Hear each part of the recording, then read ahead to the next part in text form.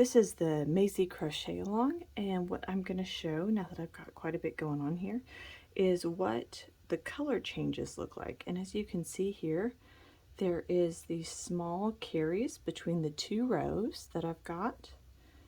And so what I'm going to show you is how I do that. So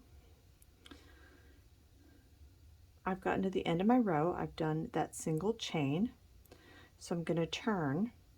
I'm actually going to remove my hook and straighten out my yarn. So old yarn on the inside and the new yarn on the outside, because when I come over here and I go to do my first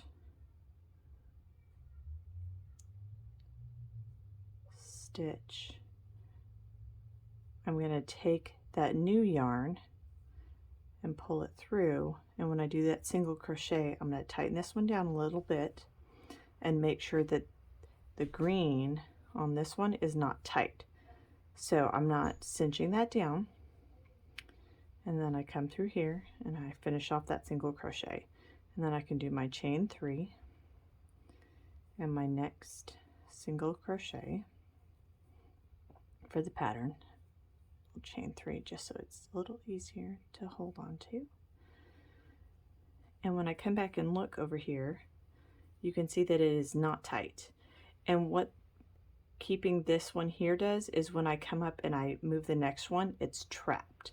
So it's floating on the inside of the fabric instead of the very bottom of the fabric.